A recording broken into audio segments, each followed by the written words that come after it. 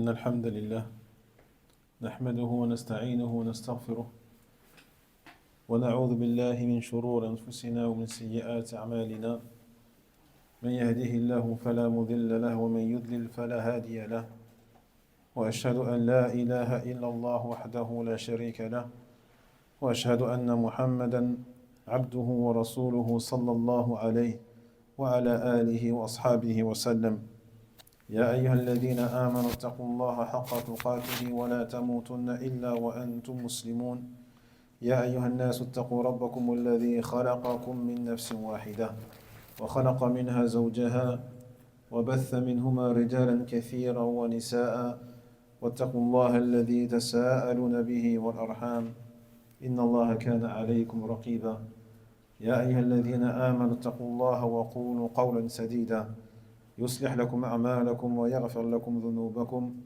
ومن يطع الله ورسوله فقد فاز فوزا عظيما أما بعد فإن أصدق الحديث كتاب الله وخير الهدي هدي محمد صلى الله عليه وسلم وشر الأمور محدثاتها وكل محدثة بدعة وكل بدعة ضلالة وكل ضلالة في النار الحمد لله الذي هدانا لهذا وما كنا لنهتدي لولا أن هدانا الله إخوتي في الله ما زال حديثنا موصولا في شرح كتاب عمدة الأحكام لشيخنا الفاضل الصالح الحيدان رحمه الله تعالى وما زلنا في كتاب الطهارة واليوم سنشرح حديثا جديدا عن عبد الله بن عباس رضي الله عنهما قال مر النبي صلى الله عليه وسلم بقبرين نعم.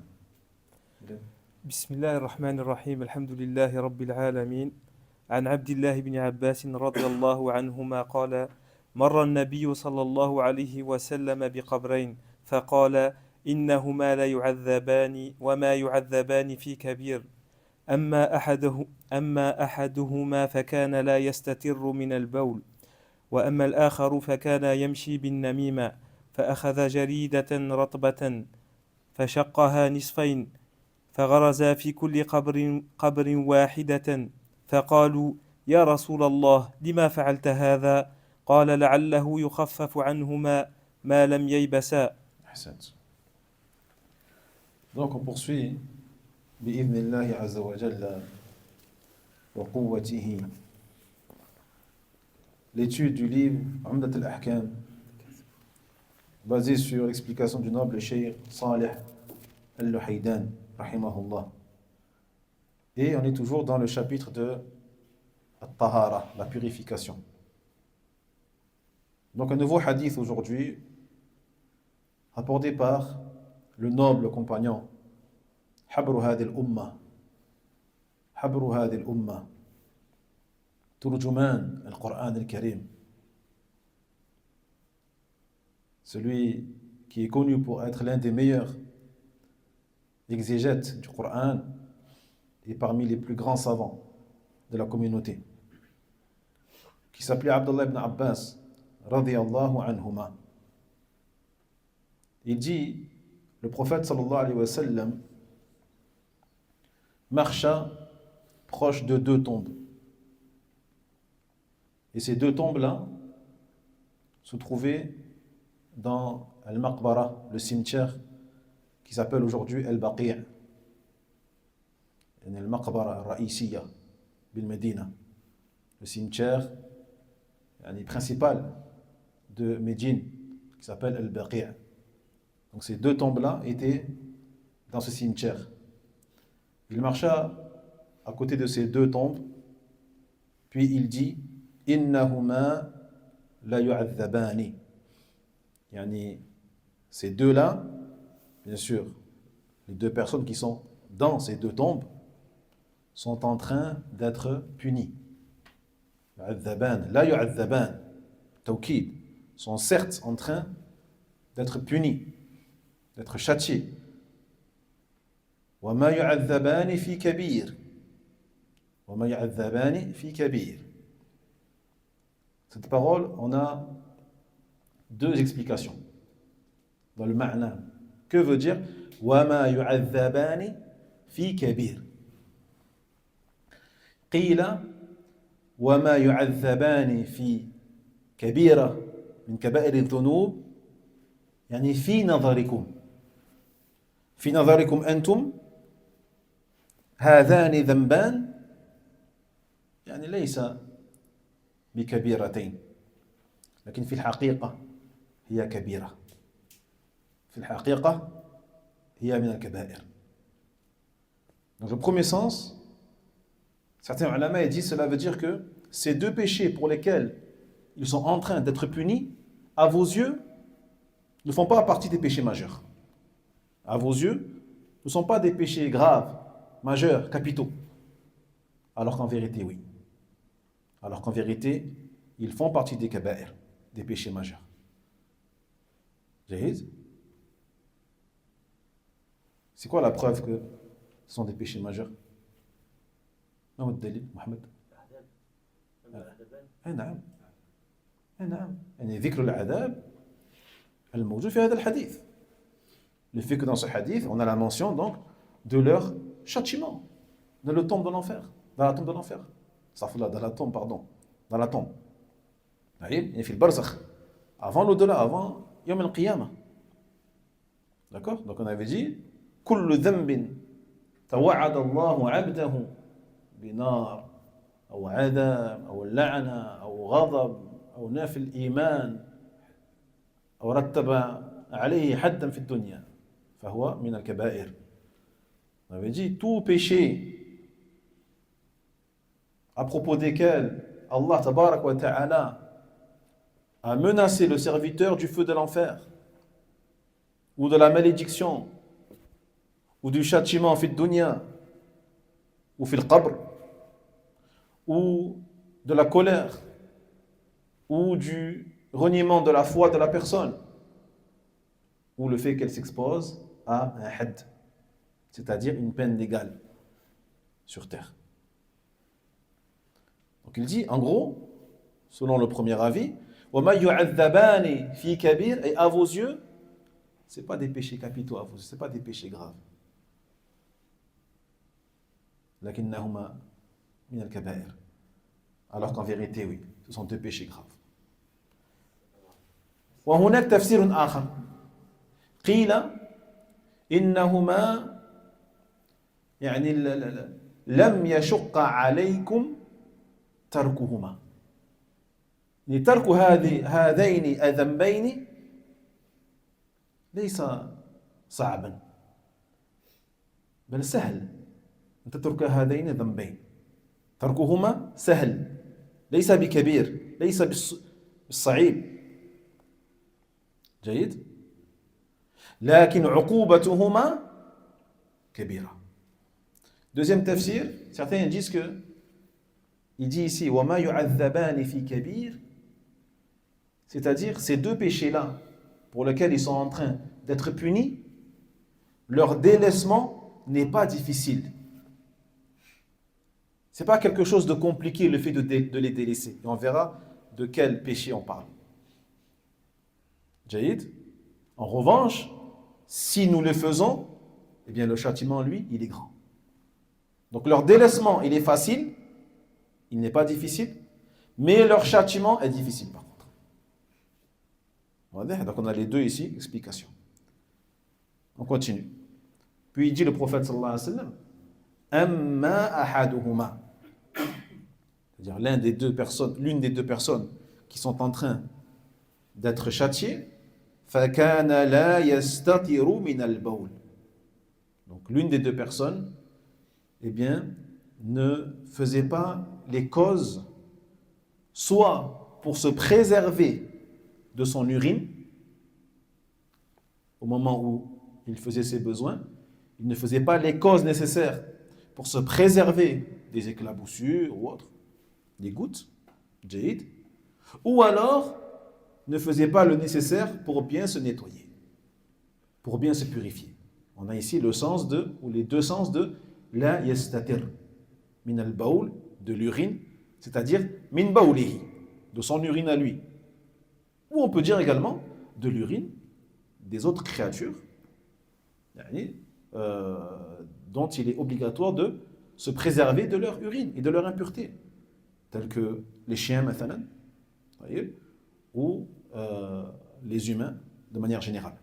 D'accord? وأما الآخر فكان يمشي بالنميمة. Et la seconde personne, pourquoi elle est en train d'être châtiée? Eh bien, c'est quelqu'un qui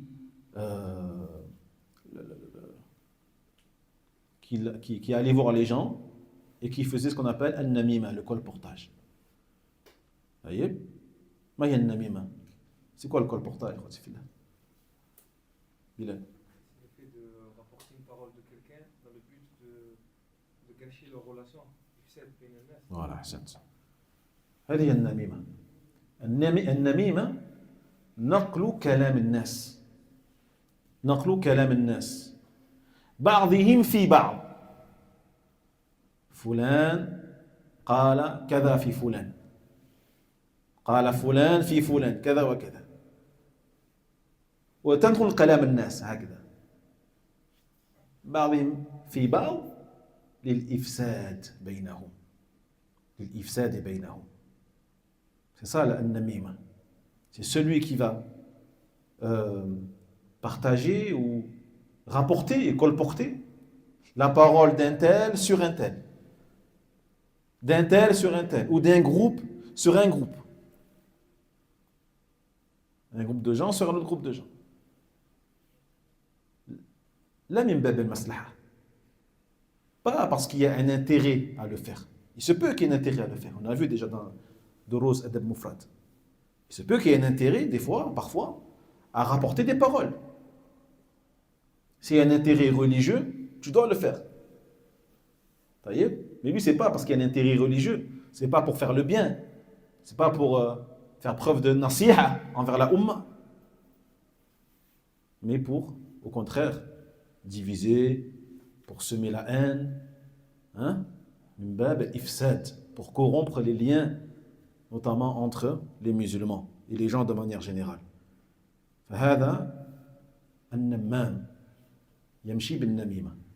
Donc on a les deux péchés ici. Le premier c'est quoi, Iwan?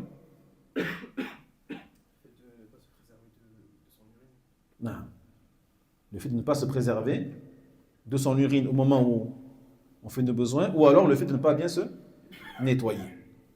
D'accord? C'est le premier péché. Donc ce premier péché-là, si on prend l'avis qui dit que le fait de le délaisser, c'est quelque chose qui est facile. Ça ne demande pas beaucoup d'efforts. D'accord?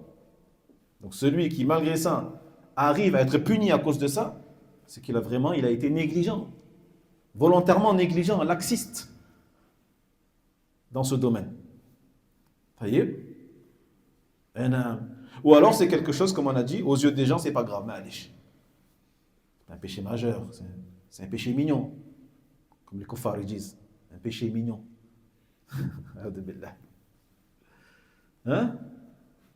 Mais auprès d'Allah, c'est grave.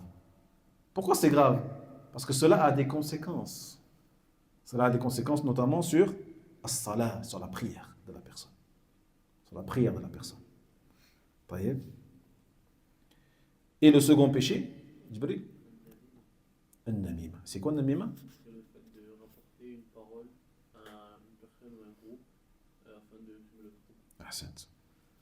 Donc ça, il n'y a pas de doute que cela fait partie des péchés capitaux, des péchés majeurs, tels que le riba, la médisance et autres. Qu'Allah nous en préserve. Donc là, pareil, An-namima est quelque chose que tu peux éviter facilement. Tu peux éviter. Soit tu bouges tes oreilles, quand quelqu'un te rapporte une parole de un tel sur un tel, tu bouges tes oreilles. Je ne veux pas entendre. Dis-lui, je ne veux pas écouter. Ne me dis rien sur la personne, je ne veux pas savoir. Vous voyez? Ou alors si tu entends, eh bien ne le rapporte pas. Garde-le pour toi. Garde-le pour toi. Donc le fait de le délaisser, namima, c'est facile. Ceux qui s'y adonnent, c'est qu'ils sont malades. Seuls ceux qui sont malades du cœur s'y adonnent facilement. An-namima. Comment, subhanallah? Tu fais ça, pourquoi? Pour diviser les gens, pour qu'un tel déteste un tel. pour qu'un tel ait la haine envers un tel, ou que deux groupes se disputent. Subhanallah. Il faut vraiment avoir un cœur mauvais. Il faut vraiment avoir un cœur mauvais pour faire cela. Au contraire, le musulman qui a un bon cœur, il va jusqu'à mentir pour réconcilier deux personnes. Il va jusqu'à mentir pour réconcilier deux personnes, pour réconcilier deux groupes. Parce qu'il sait que dans l'union, dans la cohésion, il y a une maslaha et une force et une puissance incroyable pour la communauté et la umma. جيد. Puis il dit فأخذ جريدة رطبة. فأخذ جريدة أي قضيبا عسيبا من النخل. Le prophète il a pris sallallahu alayhi wa sallam une branche ou une tige de palmier. Donc jarida c'est une tige de palmier ou une branche sur laquelle il n'y a pas de feuilles, défeuillées, il n'y a pas de feuilles. Il l'a prise et elle était ratba, elle était humide. Cette branche, فشقها نصفين, il la coupe en deux. Une moitié pour la première tombe ou la première personne et la seconde pour la seconde personne. فغرز في كل قبر واحدة, et il planta chacune d'elles à la tête de la tombe. D'accord? فقالوا يا رسول الله, ils dirent alors au messager d'Allah, لما فعلت هذا? Bien sûr, as-sahaba radiyallahu anhum sont assoiffés de science et de connaissances. Ils ont voulu savoir pourquoi le prophète a fait cela, sallallahu alayhi wa sallam. Parce qu'ils savent que le prophète ne fait rien sans qu'il y ait un bénéfice derrière, un intérêt derrière, une sagesse. Donc ils veulent savoir, ils veulent apprendre. Ils veulent apprendre. Ils ont soif d'apprendre. Ils ne veulent pas apprendre pour se démarquer des gens, comme le font aujourd'hui beaucoup de gens, beaucoup d'étudiants, entre guillemets étudiants en sciences, qui veulent apprendre la religion d'Allah pour se démarquer, pour se distinguer, pour se distinguer, pour être supérieur aux gens, être meilleur que les gens. Moi j'ai plus de science que eux, je suis meilleur qu'eux. Ils n'apprenaient pas pour ça, les sahaba. Ils apprenaient pour se rapprocher d'Allah. Pour se rapprocher d'Allah. Pour faire partie des serviteurs d'Allah, al-muhsinin, les serviteurs bienfaisants d'Allah, subhanahu wa ta'ala. C'est pour ça qu'ils veulent, c'est pour ça qu'ils posaient des questions. Ils ne posaient pas des questions pour se montrer intéressants. Ne posez pas des questions par curiosité déplacée ou des questions futiles. Non, des questions qui sont susceptibles de les rapprocher de leur Seigneur subhanahu wa ta'ala. Donc il dit alors لَعَلَّهُ يُخَفَّفُ عَنْهُمَا مَا لَمْ يَيْبَسَهُ. لَعَلَّ هُنَا مِنْ بَابِ التَّرَجِّي. En gros, ça veut dire j'espère. J'ai fait cela en espérant que leur châtiment soit diminué jusqu'à ce que ces deux tiges sèchent. Jusqu'à ce que ces deux tiges sèchent. En gros, ces deux tiges humides, plantées comme cela, sont une cause qu'Allah tabarak wa ta'ala allège leur châtiment. Allège leur châtiment. Cela fait partie de la science de l'invisible qu'Allah tabarak wa ta'ala a révélé à son messager sallallahu alayhi wa sallam. On peut chercher à savoir mais pourquoi, le pourquoi du comment. Certains disent parce que ces branches-là humides كانت تسبح الله تبارك وتعالى ما دامت رطبة. Certains disent ces deux tiges-là, du moment où elles sont humides, elles glorifient Allah, elles déclarent la perfection d'Allah tabarak wa ta'ala. Et vous savez que les créatures glorifient Allah tabarak wa ta'ala. Sabbaha lillah ma fi as-samawati wa ma fi al-ard. tout ce qu'il y a sur terre, tout ce qu'il y a dans les cieux, déclarent la perfection d'Allah, font le tasbih. Donc certains disent que ces branches-là humides font le tasbih. Et vu qu'elles font le tasbih à la tête de leur tombe, eh bien cela est une cause de l'allègement de leur châtiment. Et d'autres disent d'autres choses. Allahu ta'ala a'la wa a'lam. On prend le hadith comme il est dans son apparence. Le prophète il a dit, il a fait cela en disant j'espère que leur châtiment soit diminué tant qu'elle ne sèche pas. La question, est-ce que nous avons le droit aujourd'hui, nous, du coup, on va au cimetière là, à Manosque, carré musulman, et on prend des tiges d'arbres humides et on les plante à la tête d'une tombe en espérant que leur châtiment soit diminué. Bilal. Non, parce qu'il a fait que cette fois-ci-là. Pourtant, il avait perdu sa fille et son fils, il n'a pas fait. Ahsan. Sa femme, ils n'ont pas fait. Ahsan. Premièrement, il n'a été jamais rapporté que le prophète sallallahu alayhi wa sallam l'ait fait pour d'autres personnes. C'est le seul hadith où les compagnons nous ont rapporté cela. Premièrement. Deuxièmement, les sahaba, ahsan. Et également les compagnons. Après lui, aucun compagnon n'ont pratiqué ce genre de choses. Ahsan. Troisièmement, tu n'en sais rien. Tu n'en sais rien. Il n'y a que le prophète sallallahu alayhi wa sallam qui peut le faire parce que lui, Allah Jalla wa ala lui révèle ces choses-là. Wa ma yantiqu anil hawa in huwa illa wahyun yuha. Dans le sens, Allah tabaraka wa ta'ala il dit, il ne prononce rien sous l'effet des passions. Ce n'est qu'une révélation révélée sur lui. Donc lui, bien sûr, le prophète, alayhi salatu salam, Allah Jalla wa ala lui a révélé, par le biais peut-être des anges ou directement, que ces deux personnes-là étaient en train d'être punies. Et nous, qu'est-ce qu'on en sait? On n'en sait rien. Jaïd. Et en plus, si tu le fais, c'est une forme de su'udhan bi akhika al-muslim. Et si tu le fais, c'est comme si tu avais une mauvaise opinion de ton frère musulman ou tu as une forme de tasha'um, une forme de pessimisme déplacé à son égard. Là, tarju lahu ar-rahma, tarju lahu as-salama. On espère pour nos frères musulmans décédés qui sont préservés du châtiment de la tombe et on fait dua pour eux. C'est la meilleure chose qu'on puisse faire. Wallahi. Ce sont des invocations pour nos frères morts, décédés, frères et sœurs bien sûr. Mieux que n'importe quel acte. Mieux que n'importe quel acte. Mieux qu'une sadaqa pour lui. Wallahi. Mieux qu'un hajj, une umrah pour lui. Wallahi. Une dua. Une dua du plus profond de ton cœur pour tes parents décédés ou ta famille décédée ou tes proches décédés est mieux que tout.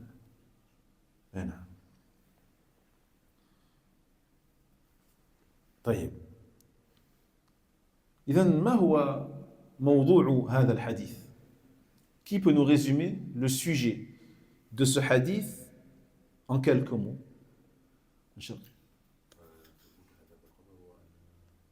أحسنت.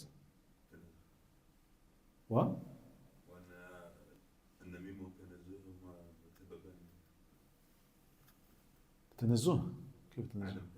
عدم تنزه من البول. طيب نعم أحسنت. إذن من فوائد هذا الحديث نعم ثبوت وجود عذاب القبر. On a l'affirmation claire de l'existence du châtiment de la tombe. Et ce n'est pas un détail futile. Car beaucoup de gens ne croient pas au châtiment de la tombe. Beaucoup n'y croient pas. Et te disent, ça c'est des légendes, des inventions. On n'a jamais vu, en déterrant une tombe, on n'a jamais vu quelqu'un puni ou du feu ou ceci et cela. طيب هؤلاء جهال. Ces gens sont des ignorants. Sont des ignorants. Car ces gens-là sont dans un monde qui n'est pas le nôtre.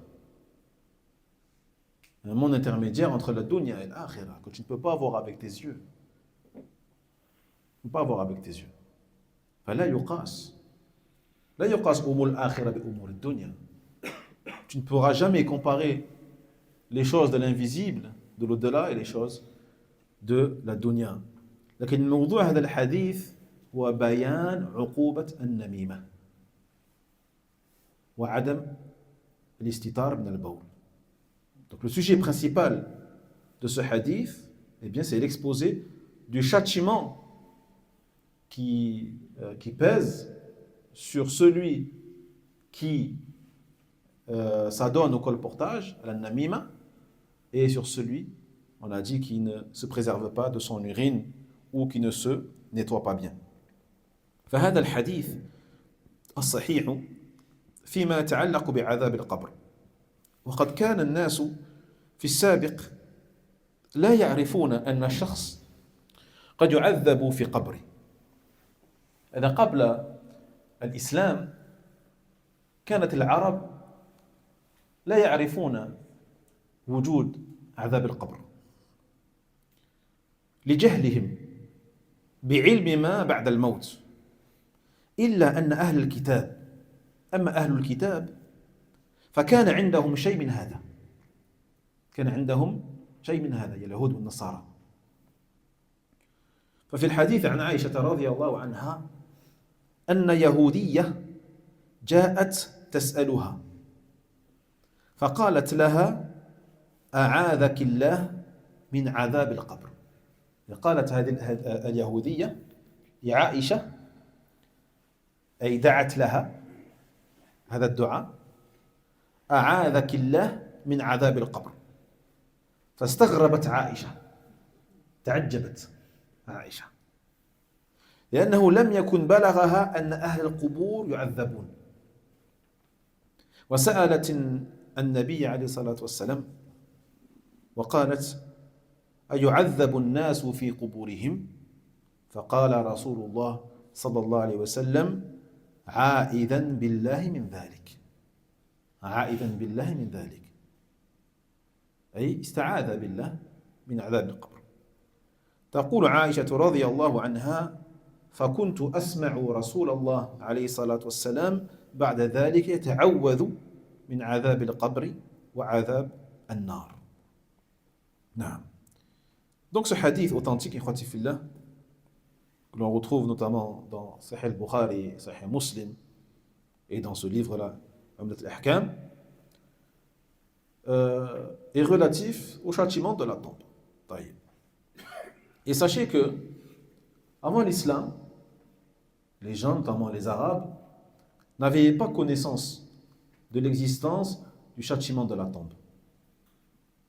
Car ils l'ignoraient tout simplement. Et ils ignoraient, de manière générale, certains événements, certains détails de ce qu'il se passe après la mort.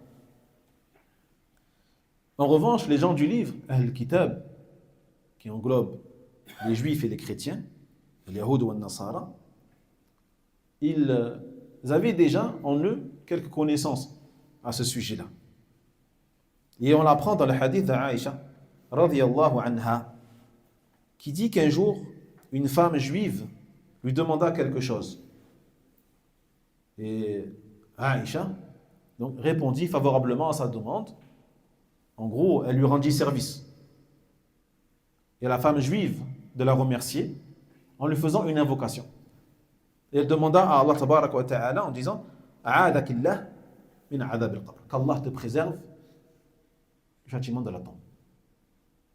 Et Aïcha, en attendant cela, elle fut étonnée, car elle n'avait jamais entendu qu'il y avait un châtiment dans la tombe, ou qu'il était possible que la personne défunte soit punie dans sa tombe avant même le feu de l'enfer, avant même la résurrection, qu'Allah nous en préserve.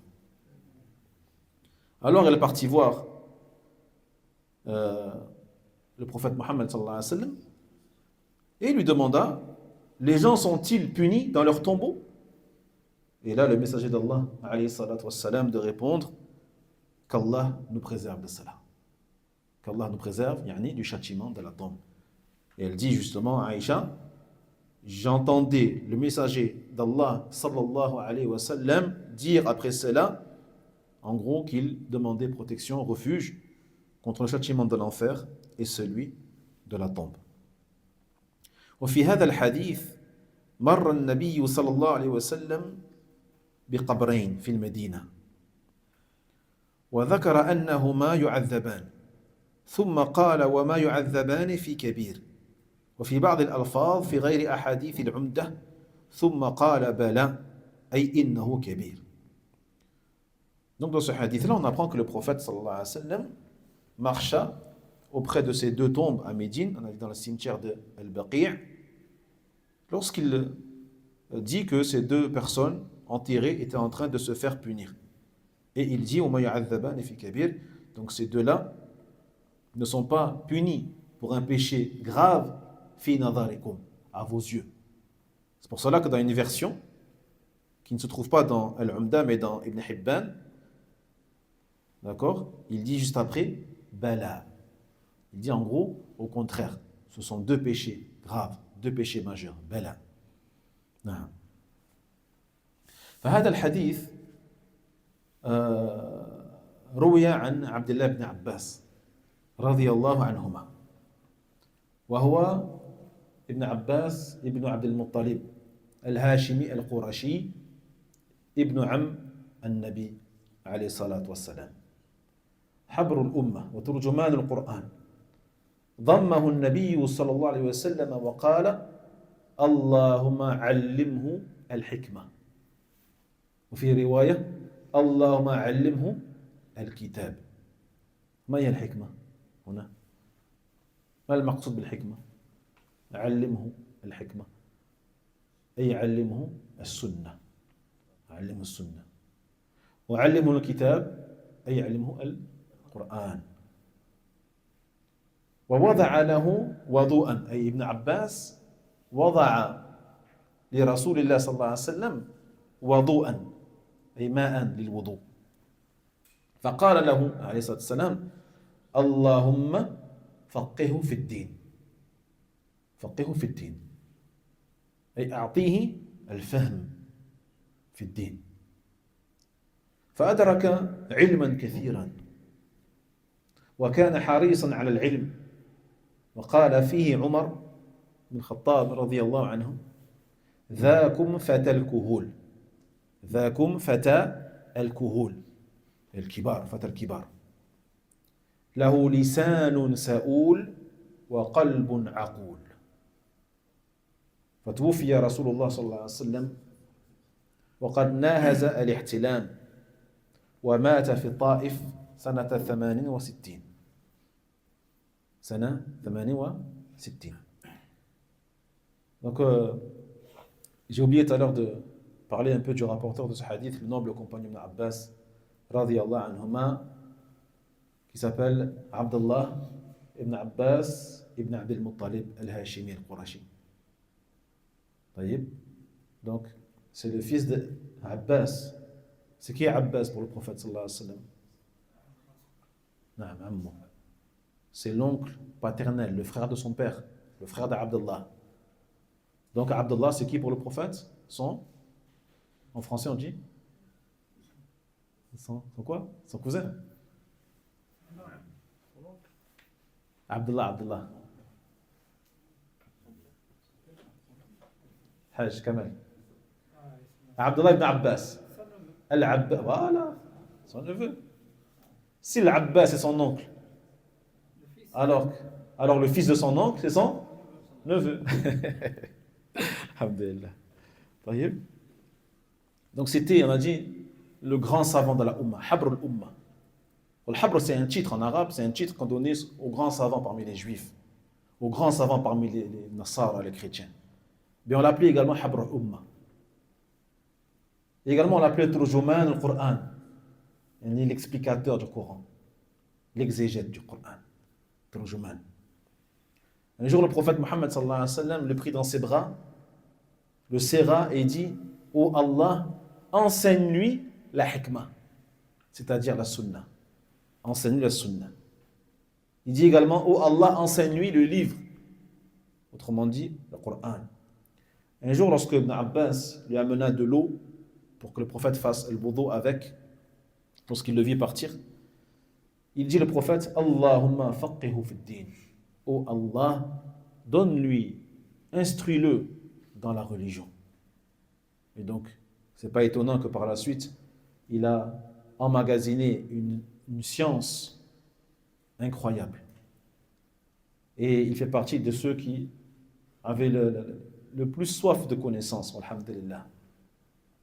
Il dit Omar à son sujet que Abdullah ibn Abbas était fatal kuhul, était le jeune homme des adultes, des grands, car il était souvent entouré des grandes personnes et des adultes, et c'est souvent lui qui avait les avis les plus justes et les plus corrects. Lahu lisanun sa'ul, il avait une langue qui interrogeait, il posait des questions pour apprendre, pour savoir. Wa qalbun aqul, et un cœur très intelligent et très perspicace. Taïeb. Et il est décédé donc à Taïf l'année 68 de l'Hégire.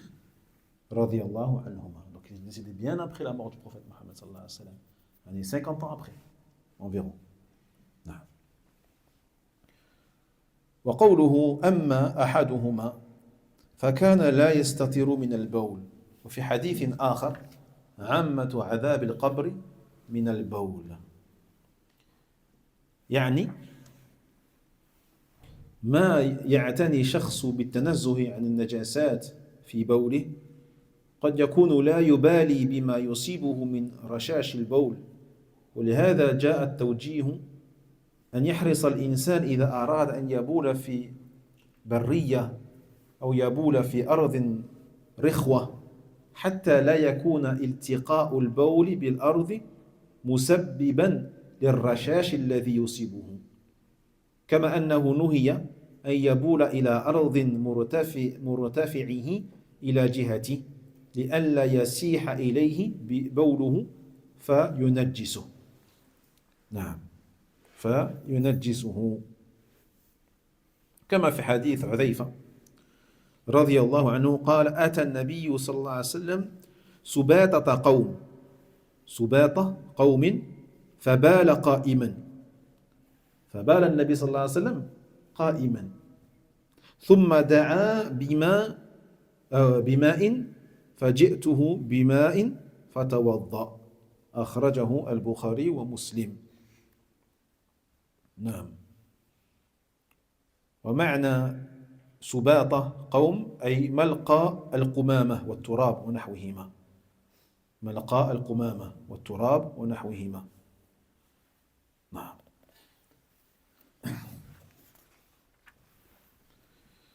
Donc la parole du prophète alayhi salatu wassalam, lorsqu'il décrivit donc pourquoi ces deux-là étaient en train de se faire punir, il dit donc l'un d'entre eux était quelqu'un qui ne se préservait pas de son urine.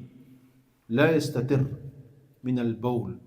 C'est-à-dire qui ne faisait pas les causes pour se préserver des éclaboussures ou des gouttes pendant qu'il faisait ses besoins. Ou alors qui ne se nettoyait pas bien après avoir fait ses besoins. D'accord? Comme on a dit au début. Dans un autre hadith, il dit le prophète Mohammed alayhi salatu wassalam Ammat adhab al-qabr min al-bawl. Il dit en général, ou la globalité du châtiment de la tombe est causée par l'urine, est à cause de l'urine. Ammat adhab al-qabr bisabab al-bawl. Jahid. Donc ces deux hadiths doivent nous faire prendre conscience de l'importance de faire attention, de se préserver, de se protéger de cette impureté qui est l'urine. Parce qu'il se peut que la personne néglige cela. C'est la raison pour laquelle ici le prophète sallallahu alayhi wa sallam nous a donc recommandé, conseillé, orienté pour que nous fassions attention et que lorsque nous voulons Donc faire nos besoins, que ce soit à l'extérieur, hein, ou, même à la maison, bien sûr. Mais à l'extérieur, par exemple, tu dois faire attention et bien choisir l'endroit où tu vas faire tes besoins. Ne pas, par exemple, dit le cheikh, uriner sur un sol qui est dur. Un sol qui est dur. Un sol qui est dur, forcément, génère des éclaboussures. D'accord? Donc choisir, par exemple, de la terre molle, du sable, afin qu'il n'y ait pas d'éclaboussures. جيد إذن تختار أرضا رخوة, une terre molle. جيد. Comme il a interdit également d'uriner face à une terre, une motte de terre qui est haute et qui fera que l'urine, lorsqu'elle coule, elle coule vers toi ou qu'elle éclabousse contre toi. Sur un mur, par exemple, comme pourraient le faire les enfants, ou même des adultes, qui vont uriner contre un mur, mais cela va provoquer des éclaboussures qui vont aller sur eux. Surtout s'ils sont proches du mur, مثلا, ou sur un arbre. Ça peut le faire sur un arbre aussi. Ça va, il se peut que le liquide coule vers toi et salisse tes chaussures, مثلا. Il y a autre chose que cela. Donc on doit faire attention à tous ces détails.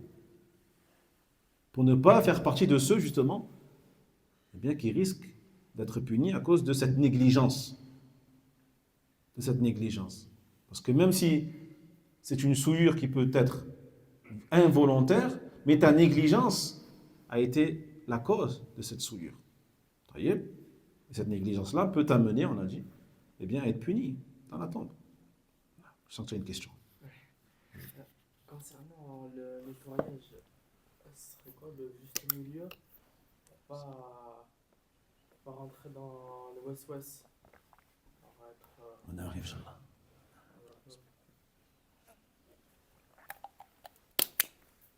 Oui. Dans un hadith rapporté par Hudhayfa, radiyallahu anhu, il dit le prophète sallallahu alayhi wa sallam alla à un endroit appelé Subata Qawm. Donc Subata, c'est un endroit donc, proche des habitations dans lequel les gens jetaient leurs déchets, leurs ordures, où ils mettaient également de la terre et autres. D'accord? Donc il partit là-bas pour faire ses besoins. Et il dit Hudhayfa, fabala qa'iman. Il urina en étant debout. Il urina en étant debout. Et ensuite il demanda qu'on lui amène de l'eau. Et je lui amenai de l'eau, puis il fit son ablution. Alhamdulillah. Donc ce hadith montre qu'il n'est pas interdit d'uriner debout. Qu'on pourrait penser certains qui vont ordonner à d'autres d'uriner assis en leur faisant croire que c'est une obligation que de d'uriner assis. À condition, bien sûr, on a dit que tu fasses attention, que ce soit un endroit, une terre qui est molle et qui absorbe et qui ne fasse pas d'éclaboussure. Tu prennes tes précautions. D'accord? Même si il est mieux de le faire assis pour éviter tout risque. Mais s'il y a une darura, une nécessité, comme ici le prophète Mohammed sallallahu alayhi wa sallam, il n'y a pas de mal, incha'Allah ta'ala. Cela est permis. لكن في هذا الحديث إشارة إلى أن أحدهما كان لا يستتر من البول فينبغي للمسلم أن يكون حريصا على النزاهة من البول ولكن ليس بالقدر الذي ينتقل به المرء إلى الوسوسة فإن الشيطان حريص على إفساد حياة المسلم. الشيطان حريص على إفساد حياة المسلم وعبادته. إن رآه مهتما بالطهارة يهوش عليه يشوشه في أمور كثيرة فيخيفه من النجاسة حتى يدخله في حيز الموسوسين في ذلك شقاء وعناء أي تعب كبير. ولهذا لما جاء رجل وشكى إلى رسول الله عليه الصلاة والسلام أنه يخيل إليه أنه يجد شيء في الصلاة يحس شيئا في الصلاة كأنه يعني يخرج ريح وهكذا قال صلى الله عليه وسلم لا ينفتل أي لا ينصرف من صلاته حتى يسمع صوتا أو يجد ريحا. Donc pour répondre à ta question, Ruddin, il dit le cheikh, Fidahullah wa Rahima, mais dans ce hadith, on a également donc l'indication de faire attention, on a dit, à se préserver de cette impureté qui est l'urine. Mais une fois qu'on a dit cela, Jahid, il faut que le musulman fasse attention également de ne pas tomber dans al-waswasa, al-wasawis, dans lesquels sont tombés énormément de musulmans, et de plus en plus. Car Wallah, le shaitan ne te lâchera pas. Et le shaitan va même passer par la porte du bien pour te faire tomber dans le mal. Il passe par la porte du bien pour te faire tomber petit à petit dans le mal sans que tu t'en rendes compte. Sans que tu t'en rendes compte. Donc il va tout faire pour gâcher ta vie et pour gâcher ton lien avec Allah tabarak wa ta'ala et tes adorations. Surtout lorsqu'il voit que tu es quelqu'un, masha'Allah, qui fait très attention, notamment à rester pur, propre, préservé de toute impureté, eh bien il va le rendre confus, va troubler sa vie dans plein de domaines à la fois. Et va lui mettre dans son cœur une peur extrême et parfois exagérée et irraisonnée et irraisonnable, le faisant ainsi entrer dans la sphère de ceux qu'on appelle al-muwaswasin, de ceux qui sont malades à cause des wasawis, car c'est une maladie. Car c'est une maladie. Et il y a dans ces wasawis, bien sûr, une fatigue énorme pour la personne, qui se fatigue. Et des difficultés, des pénibilités accrues qui font que sa vie en est gâchée. Sa vie est gâchée. Au niveau de son lien avec Allah, sa vie est gâchée avec sa famille. Sa vie est gâchée avec ses proches. Et les shaitans, lui, se régalent. C'est pour cela que on doit faire attention à cela, tout en restant dans les limites du raisonnable. Et les limites du raisonnable, c'est le juste milieu. Et le juste milieu, c'est la sunna du prophète sallallahu alayhi wa sallam. Et d'ailleurs, la sunna du prophète Mohammed sallallahu alayhi wa sallam, ici, c'est quoi? Un jour, un homme vint le voir et il se plaignit auprès du messager d'Allah alayhi wa sallam, et bien que durant sa prière, il a des doutes et il imagine que des choses sont sorties pendant sa prière, telles qu'un gaz ou autre. Et là, qu'est-ce qu'il lui dit le prophète sallallahu alayhi wa sallam? Il lui a appris la sunna. C'est quoi la sunna? Il dit la yanfatil, qu'il ne sorte pas de prière. Qu'il ne sorte pas de prière tant qu'il n'a pas entendu un son ou senti une odeur. Tant qu'il n'a pas entendu un son ou senti une odeur.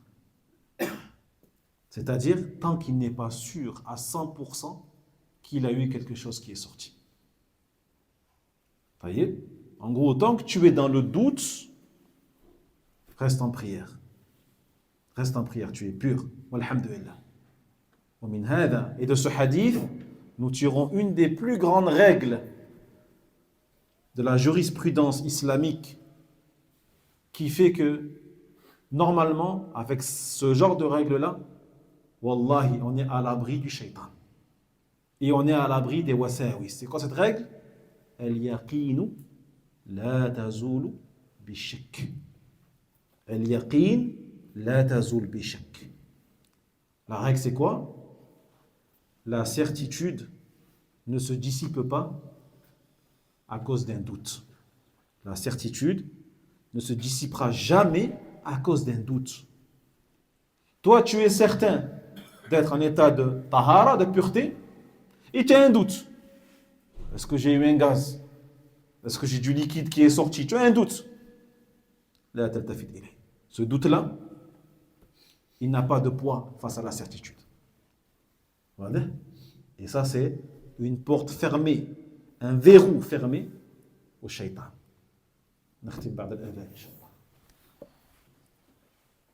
Donc, on a dit la règle tirée notamment de ce hadith, lorsqu'il dit à cet homme qu'il ne sorte pas de prière tant qu'il n'a pas entendu un bruit ou senti une odeur. C'est quoi la règle qu'on en tire? Wissam? La règle générale qu'on peut appliquer, c'est-à-dire pour la prière, qu'on peut appliquer pour tout, la zakat, qu'on peut appliquer pour toutes les ibadat, une règle générale. Tu as déjà parlé, tu as dit, Iwan aussi. Toi aussi, tu as parlé déjà. Quelqu'un qui n'a pas parlé encore. Hamad. مرحبا تفضل. هذه قاعدة ذكرناها قبل الأذان. نشارك أنت parlé toi aussi. حاجة aussi. عبد الكريم c'est quoi la règle? الوسوس. C'est pas une règle ça. هذه كلمة. قاعدة. سمير. هذه كلمة. قاعدة تحتاج إلى جملة واحدة. اليقين أمين. اليقين بالله.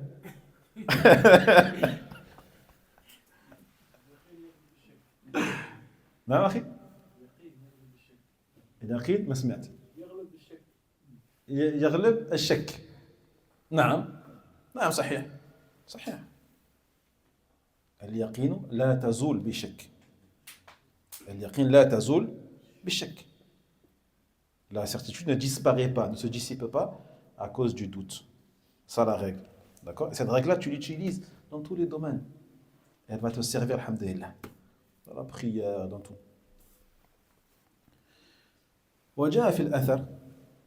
Ah oui, mais est-ce que, parce qu'il y a des gens qui pourraient se poser la question, celui qui, par exemple, il a un gaz, et il est sûr d'avoir eu un gaz,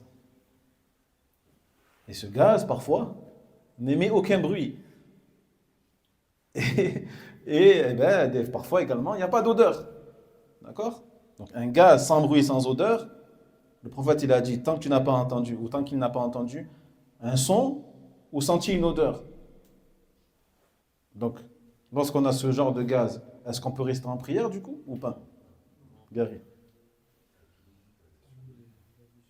Non, bien sûr. D'accord? Ça c'est pour dire que tant que tu n'es pas sûr, mais si tu es sûr, même s'il n'y a pas de son, même s'il n'y a pas d'odeur, eh ben, tu as perdu le wudu. Tu sors de prière, tu fais le wudu. D'accord? Et aussi, lorsqu'il a dit ça, il a dit à quelqu'un qui était qui était atteint de wasawis, d'insufflation satanique. وجاء في الأثر عن ابن عباس رضي الله عنهما أنه قال إن الشيطان يأتي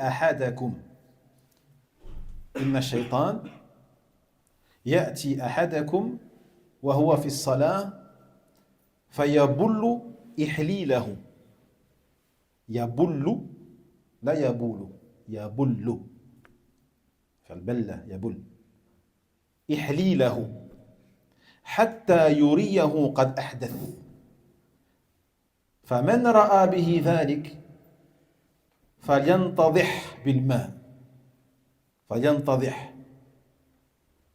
نضح بالماء، فمن رأى به من ذلك شيئا فليقول هو عمل الماء، عمل نضح الماء. لماذا يفعل ذلك؟ حتى إذا أحس بحركة انتقال من موضع إلى موضع يسبق ذهنه إلى أن هذه الحركة هي انتقال قطرة، انتقال قطرة مما أفرغه على ذكره وأنثييه من موضع إلى موضع. سبحان الله. وهذا كذلك طريقة إلى أو سد الباب إلى الوساوس. ولهذا يحسن بشخص إذا استنجى أن لا يكون حريصا على تنشيف مذاكيره. لا تحرص على تنشيف ذكرك أو أنثيك. هذا إذا كان عنده شيء من الوساوس، خاصة لمن مصابين بالوساوس، من أجل أن يسبق إلى ذهنه عند الإحساس بحركة الشيء أن ذلك قطرة من قطرات الماء الذي أفرغها. Regardez, subhanallah, la sunna, elle nous apprend à fermer toutes les portes au wasawis, alors que beaucoup les ont ouvertes, ainsi que les fenêtres, tout, ils ont tout ouvert au wasawis. Regardez comment fermer les portes.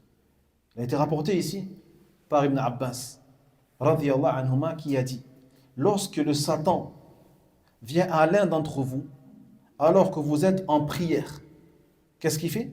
Yabullu ihlilahu. Il humidifie. Ihlil, c'est quoi l'ihlil?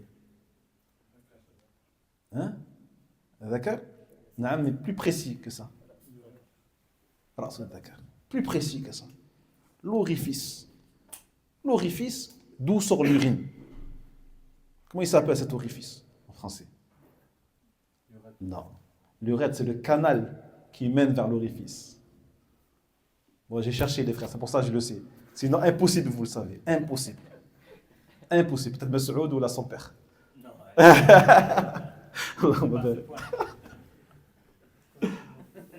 Impossible. Le méa. Méa. M-E-A-T. Le méa urinaire. C'est le nom de l'orifice. Après, le canal, c'est l'urètre. Donc, en arabe, ihlil. Donc, le shaitan, il vient à l'un d'entre vous et il humidifie cet orifice, le méa, jusqu'à ce que la personne pense, eh bien, qu'elle a perdu le wudu.